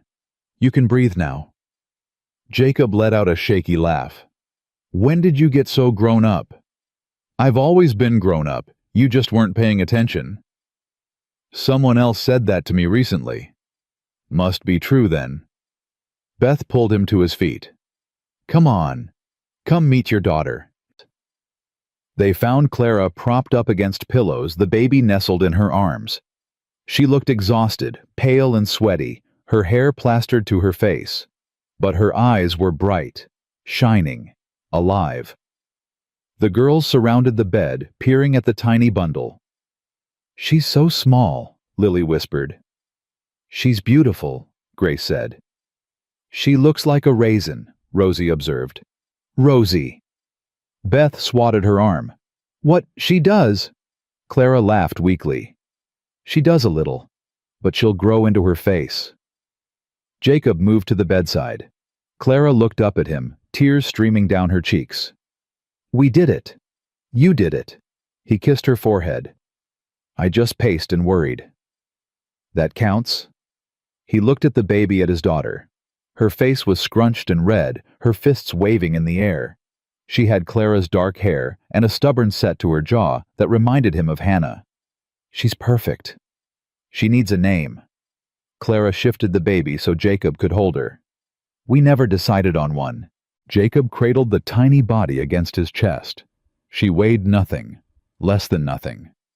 But holding her felt like holding the whole world. "Hope," he said softly. "Her name is Hope." Clara's eyes filled with fresh tears. "That's perfect." "Hope McAllister." Beth tested the name. "I like it." "Me too," Grace added. Even Sarah nodded approval. "Hope." Lily reached up to touch the baby's hand. "Hi, Hope. I'm Lily. I'm your sister." Hope grabbed Lily's finger and held on tight. "She likes me." Lily's face lit up. "Papa, she likes me." "Of course she does." Jacob smiled. "Your family." The word hung in the air. Family. This strange, beautiful, broken, perfect family. Clara reached for his hand. "Thank you." "For what?" "For everything. For saving me. For loving me. For giving her a home." She looked around at the girls, at the small cabin, at the life they'd built from nothing. "For giving us all a home." Jacob kissed her hand. "Thank you for letting me." Outside, the sun was rising. Light streamed through the windows, painting everything gold. A new day, a new life, a new beginning. The wedding happened 3 weeks later. Reverend Hayes came from Miller's Creek, a kind-faced man who'd baptized all 5 of Jacob's daughters. He performed the ceremony in the cabin's main room, surrounded by neighbors and friends. Clara wore a blue dress that Martha Johnson had made from fabric traded for 3 chickens. Her hair was pinned up with wildflowers Grace had insisted. Hope slept in a cradle by the fire, occasionally making soft sounds that made everyone smile. The girls stood in a line beside their father. Beth in her mother's old Sunday dress. Sarah in a new one she'd sewn herself. Grace with flowers in her hair. Rosie practically vibrating with excitement. And Lily clutching her rag doll and trying very hard not to fidget. "Dearly beloved," Reverend Hayes began, "we are gathered here today to join this man and this woman in holy matrimony." Jacob barely heard the words. He was too busy looking at Clara. At this woman who'd stumbled into his barn half dead and somehow brought his whole family back to life. "Do you, Jacob McAllister, take this woman to be your lawfully wedded wife, to have and to hold from this day forward, for better, for worse, for richer, for poorer, in sickness and in health, until death do you part?" "I do." "And do you? Clara Whitmore, take this man to be your lawfully wedded husband?" Clara's eyes met Jacob's. In them, he saw everything, the pain she'd survived, the fear she'd conquered, the love she'd found against all odds. "I do." "Then by the power vested in me, I now pronounce you husband and wife." Reverend Hayes smiled. "You may kiss the bride." Jacob pulled Clara close and kissed her. The room erupted in cheers. "Finally!" Lily shouted. "Does this mean she's our mama now?" Everyone laughed. "Yes, sweetheart." Jacob lifted his youngest daughter into his arms. "She's your mama now." "About time." Sarah's voice cut through, but she was smiling. Actually smiling. "Can we eat cake?" "Sarah," Beth protested. "What, I'm hungry." "We can eat cake," Clara said, laughing. "We can eat all the cake we want." The celebration lasted well into the evening. People ate and drank and danced. Stories were told. Tears were shed. Ezra Blackwood got drunk and sang old Texas songs until his voice gave out. Through it all, Jacob watched his family. Beth dancing with Tom Henderson's oldest son, her face flushed with happiness. Sarah actually laughing at something Grace said. Rosie spinning in circles until she fell dizzy. Lily asleep in Martha Johnson's lap, thumb in mouth. And Clara, his wife, holding their baby daughter while neighbors gathered around to admire. Hannah would have loved this, he thought. Would have loved Clara. Would have loved seeing the girls so happy. As if sensing his thoughts, Clara looked up and caught his eye. She smiled that smile he'd fallen in love with and mouthed 2 words. "Thank you." Jacob smiled back and mouthed 2 words of his own. "Thank you." Later that night, after the guests had gone and the girls were asleep, Jacob and Clara sat on the porch. Hope nestled between them in a bundle of blankets. "So," Clara said, "we're married." "We are." "How does it feel?" "Like coming home." He put his arm around her. "After a very long journey." "I know what you mean." She leaned against his shoulder. "I spent 4 years trapped in a nightmare. Now I'm here with you with the girls, and it feels like—" She searched for the word. "Like waking up." "You are awake." "I know. That's the miracle." She looked up at the stars. "A month ago I was dying in a blizzard, convinced I'd never see another sunrise. Now I have a husband, 6 daughters, a home." 6 daughters. Beth, Sarah, Grace, Rosie, Lily, and Hope. Clara counted on her fingers. "That's 6, unless you're planning on giving some of them away." Jacob laughed. "Not a chance." "Then 6 daughters, all mine." Her voice softened. "I never thought I'd have any." Marcus didn't want children. Marcus wanted heirs. That's different. Clara's jaw tightened. He wanted sons, extensions of himself. He made it very clear that daughters were worthless. He was wrong. "I know that now." She looked at him. "But for a long time I believed him. I believed everything he told me, that I was worthless, that nobody would ever want me, that I was lucky to have him because I'd never do better." "Clara, let me finish." She took a breath. "I believed those things because I'd never known anything different. My parents died when I was young. I grew up in an orphanage where they taught us that girls were meant to be obedient, to serve, to submit. When Marcus came along offering marriage and security, I thought I'd been saved. You were a child. I was 17, old enough to know better." She shook her head. "But I didn't. And by the time I did, it was too late. I was trapped. You got out. Because of you." She turned to face him. "You showed me what love is supposed to look like. Patient, kind, gentle. You never raised your hand, never raised your voice. You asked instead of demanded. You listened instead of lectured. That's just basic decency. Not to me. Not after Marcus." Clara's eyes glistened. "You have no idea how much your basic decency meant. Every time you helped me sit down. Every time you brought me food without being asked. Every time you touched me gently instead of roughly." Jacob felt something twist in his chest. "I'm sorry." "For what?" "For what you went through. For the fact that kindness feels like a miracle to you." He cupped her face in his hands. "You deserve so much more than basic decency, Clara. You deserve everything." "I have everything." She covered his hands with hers. "Right here, right now. This is everything I ever wanted." He kissed her, soft and slow and full of promise. Hope stirred between them, making a small sound of protest. They both laughed. "She has opinions," Clara said. "Wonder where she gets that." "Probably from her father. Me, I'm the reasonable one. You stood down 7 armed men for a woman you'd known 2 weeks. That was different. How? That was love. Jacob grinned. Love makes people unreasonable. Clara shook her head, but she was smiling. You're impossible. You married impossible. Don't remind me.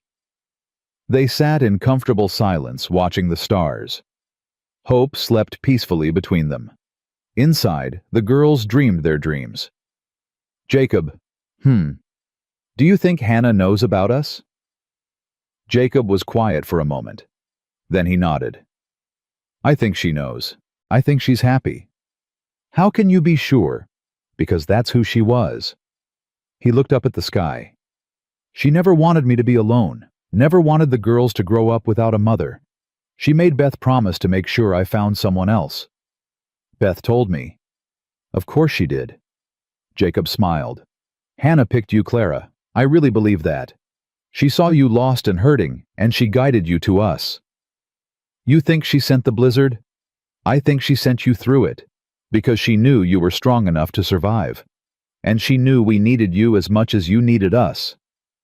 Clara's tears fell silently. I wish I could have known her. You do know her, through the girls, through me, through everything she taught us about love and family and never giving up.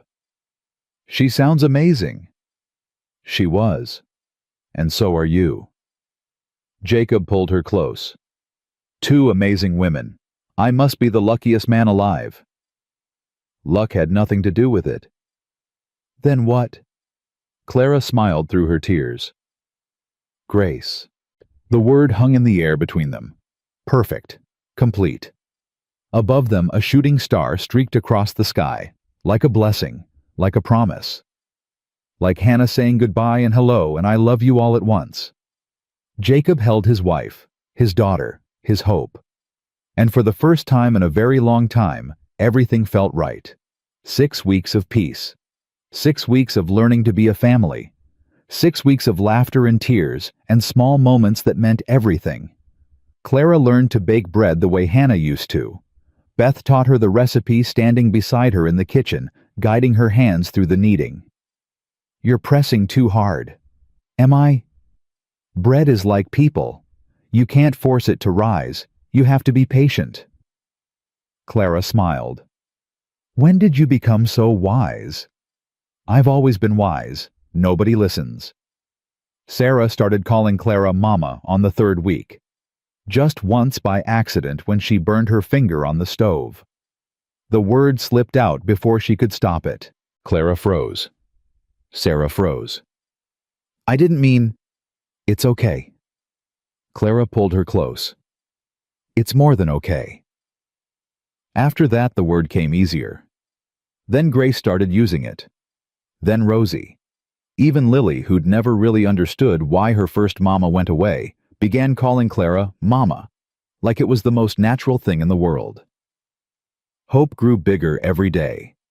She had Clara's eyes and Jacob's stubbornness. She cried when she was hungry, laughed when her sisters made faces at her, and slept through anything short of a thunderstorm. She's going to be trouble, Ezra observed during one of his visits. She's already trouble. Jacob lifted his daughter from her cradle. But she's our trouble. Wouldn't have it any other way. The ranch flourished. The sheep survived the winter. The spring lambs came healthy and strong. Jacob fixed the fence he'd been putting off for months. Clara planted a garden behind the cabin. Life settled into something like routine. Something like happiness. Something like forever. Then the letter came. It arrived on a Tuesday afternoon, delivered by a rider from Helena. Official seal. Heavy paper. The kind of letter that changed lives.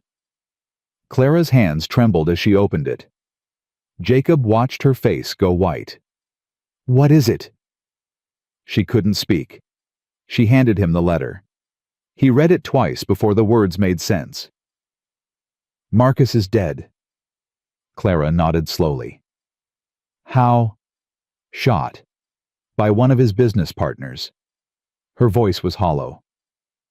Apparently he cheated the wrong man. The partner confronted him. Marcus drew his gun. The partner was faster. Jacob set the letter down. Are you okay? I don't know. Clara sank into a chair. I should feel something. Relief. Joy. Something. But I just feel empty. That's normal. Is it? He hurt you for years. He nearly killed you. It's okay to feel conflicted about his death. I'm not conflicted. Clara looked up. I'm glad he's dead.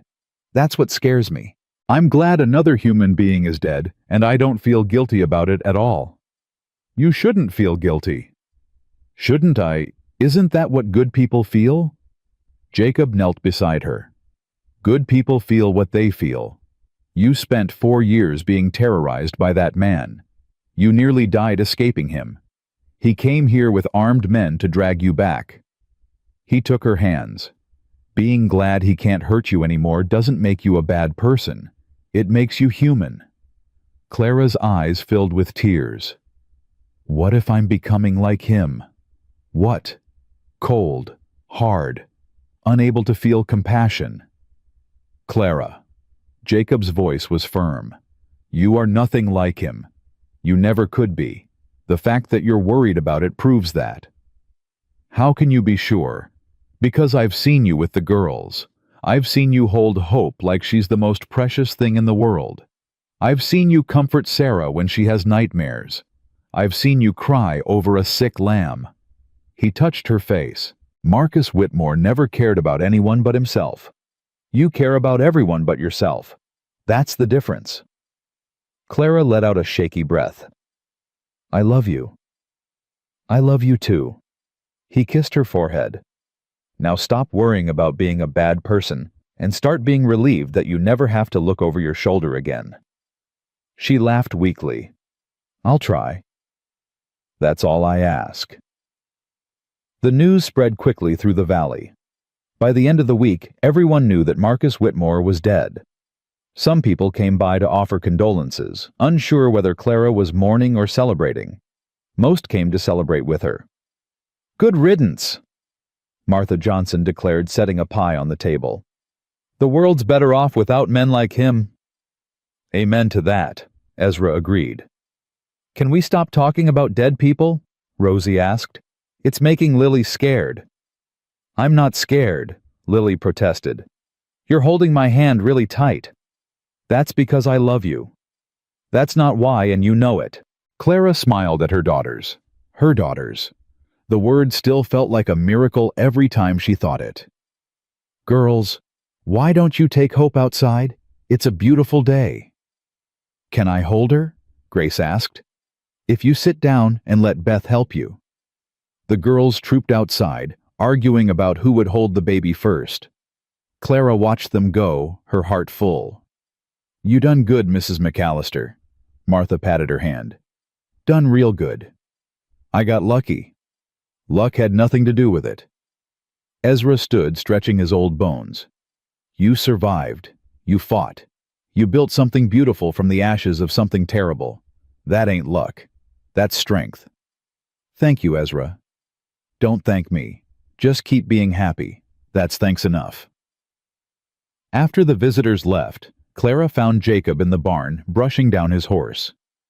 You've been quiet all day. He didn't look up. Just thinking. About how close we came to losing everything. His hand stilled on the horse's flank. If Marcus had been faster, if his men hadn't run, if the neighbors hadn't come. He shook his head. I keep playing it over in my mind, all the ways it could have gone wrong. Clara moved to stand beside him. But it didn't go wrong. This time. What does that mean? It means the world is dangerous. Jacob finally looked at her. It means there are men like Marcus everywhere. Men who take what they want and destroy what they can't have. And I can't always protect you from them. You don't have to protect me from everything. I want to. I know. She took his hand. But that's not how life works. You can't control everything. You can't prevent every bad thing from happening. Then what can I do? Love me. Love the girls. Be here present alive. She squeezed his fingers. That's all any of us can do. Jacob was quiet for a long moment. Then he pulled her into his arms. When did you get so wise? I've always been wise. Nobody listens. He laughed. Beth says the same thing. Where do you think she learned it? They held each other in the quiet barn surrounded by the smell of hay and horses. Outside they could hear the girls laughing, hope crying, life going on.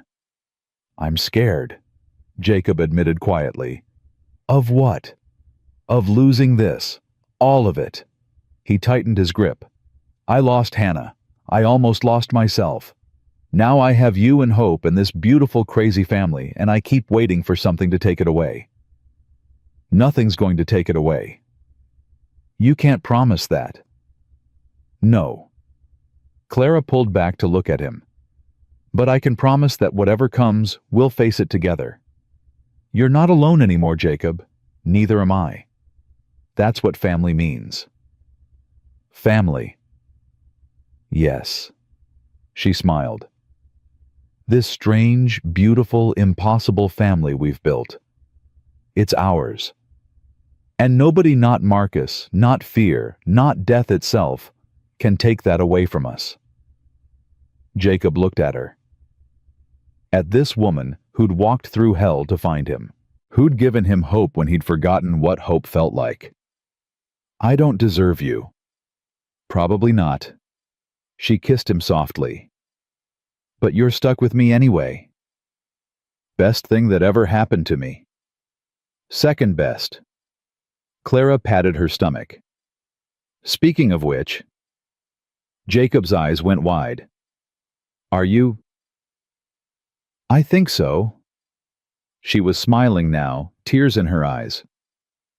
I wasn't sure, but Mrs. Johnson confirmed it this morning. You're pregnant. Yes. Again. That's usually how it works. Jacob let out a whoop that startled the horses. He lifted Clara off her feet and spun her around, laughing like a man who'd just discovered gold. Put me down. She was laughing too. You'll make me sick. I don't care. We're having another baby. Jacob. He set her down but didn't let go. His face was split in the biggest grin she'd ever seen. Another baby. Another baby. The girls are going to lose their minds. Probably. Hope's not even 6 months old. I know. We're going to need a bigger cabin. I know. I love you. I know that too. He kissed her again. Longer this time. Deeper. How do you feel? Terrified. She laughed. Happy. Overwhelmed. All of it at once. Welcome to parenthood. I'm already a mother of 6. 7 now. Jacob placed his hand on her belly. 7 children. Can you imagine? I'm trying not to. Too late, he grinned. You married a rancher. We like big families. I'm starting to notice that. They walked back to the cabin hand in hand. The girls were on the porch taking turns holding Hope. Beth looked up as they approached. What's wrong? You both look weird. Nothing's wrong. Clara glanced at Jacob. We have news. What kind of news? The kind that means you're going to have another sibling. Silence. Then chaos. A baby! Rosie screamed. Another one!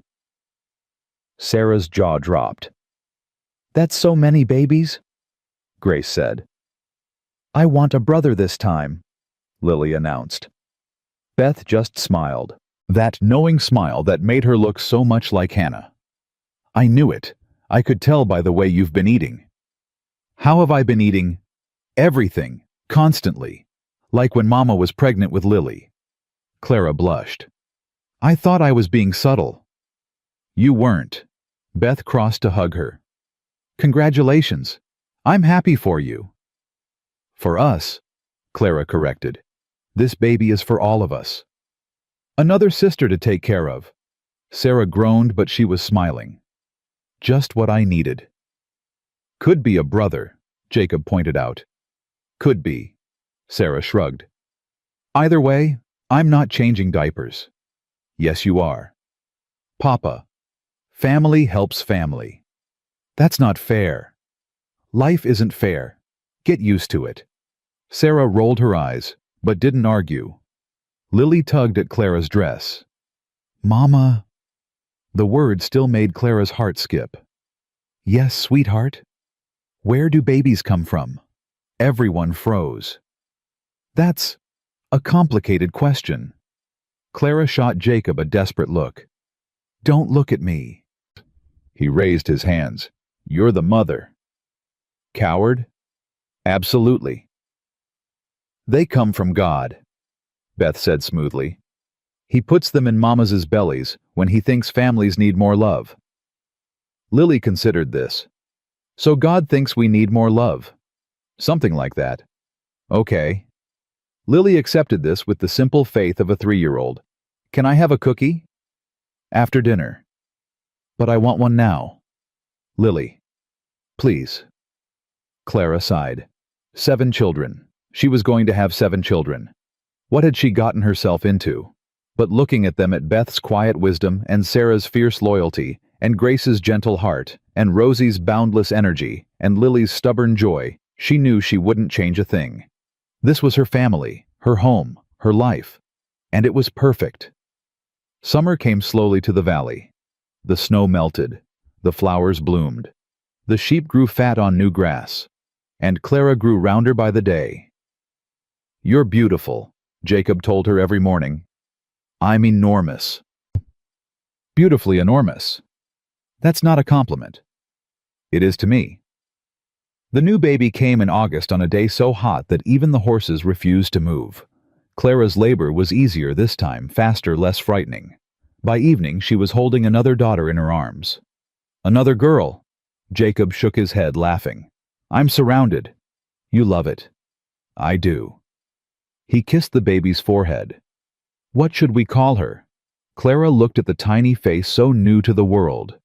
Then she looked at Jacob. Faith. Faith. Because that's what got us here. Faith that things would get better. Faith that love would find a way. Faith that we were meant to be a family. Jacob's eyes glistened. Faith McAllister. I like it. Faith and hope. Beth appeared in the doorway, the other girls crowding behind her. That's poetic. Can we see her? Grace pushed forward. Gently. She's very small. The girls gathered around the bed, peering at their newest sister. Hope, now 6 months old, watched from Beth's arms, apparently unimpressed by the competition. She's tiny, Rosie whispered. You were tiny once too, Sarah reminded her. Was not. Were too. Girls. Clara's voice was tired but happy. No fighting. Not today. Sorry, Mama. Lily climbed onto the bed, snuggling against Clara's side. I love her. You haven't even met her properly yet. Don't care. She's my sister. I love her. Clara felt tears prick her eyes. How had she gotten so lucky? A year ago she'd been trapped in a nightmare, convinced she'd never escape. Now she had a husband who adored her, 7 daughters who filled her days with chaos and joy, a home where she was safe and loved and wanted. Mama. Beth sat on the edge of the bed. Are you okay? I'm perfect. Clara wiped her eyes. I'm absolutely perfect.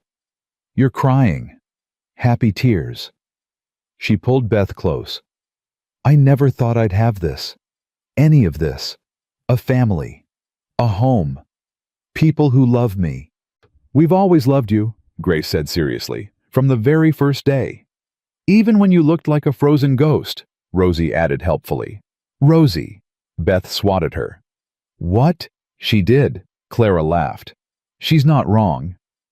I didn't think you looked like a ghost. Sarah's voice was quiet. I thought you looked like someone who needed help, like someone we were supposed to find. The room went quiet. Sarah rarely spoke about her feelings. This was the most she'd said in months. That night, she continued, when Papa brought you inside, I was angry. I thought he was trying to replace Mama. I thought if we helped you, it meant we were forgetting her. Sarah, let me finish. Sarah's jaw tightened. But I was wrong. You didn't make us forget Mama. You helped us remember her. The way you braid Grace's hair, that's how Mama did it. The way you sing to Lily at night, those are Mama's songs. The way you love Papa. Her voice cracked. That's how Mama loved him. With everything. Clara was crying openly now. I'm glad you came to us. Sarah met her eyes. I'm glad you're our Mama now. And I know Mama would be glad too, because all she ever wanted was for us to be happy. She took a shaky breath. And we are. Because of you. Clara opened her arms. Sarah hesitated for just a moment, then she fell into them. Thank you, Clara whispered. Thank you for letting me be part of your family. You're not part of our family. Sarah pulled back her face fierce. You are our family. The other girls piled onto the bed surrounding Clara and baby Faith in a tangle of arms and legs and love. Jacob stood in the doorway watching. What are you doing over there? Clara called. Just looking. At what? At everything I almost lost. His voice was rough. At everything I almost threw away. He crossed to the bed, somehow finding room among his 7 daughters. He put his arm around Clara and looked at the tiny baby in her arms. Faith and hope, he said softly. That's what you gave us, Clara. That's what you brought into this family. I didn't bring anything. I just showed up half dead in your barn. You brought everything. He kissed her temple. You brought light into our darkness. You brought love into our grief. You brought yourself. Jacob. Let me finish. He took her hand. A year ago I was dying. Not my body, my soul. I'd given up on everything. On God, on life, on happiness. I was just waiting to follow Hannah. Papa, Beth whispered. But then Beth prayed. She prayed for God to send us an angel. And the next morning there you were. Jacob's voice broke. Frozen. Dying. But there. In our barn. Like a miracle. I'm not an angel. You are to us. He looked around at his daughters. You saved me, Clara. You saved all of us. And I will spend the rest of my life being grateful. Clara couldn't speak. She could only hold him surrounded by their children, their family, their love. Outside the sun was setting. Golden light streamed through the windows, painting everything in warm colors. The sheep bleated in the pasture. A bird sang in the willow tree where Hannah was buried. And in the small cabin on the edge of nowhere, a family sat together, whole and happy, and finally at peace. Because some prayers take years to answer. Some angels arrive in the darkest moments. And some families are made not from blood, but from choice, from the stubborn, beautiful decision to love again when love seems impossible. Jacob McAllister had learned that truth the hard way, and he would spend the rest of his life proving it was worth every moment of pain. Not because he had to, but because he chose to. Every single day. Forever.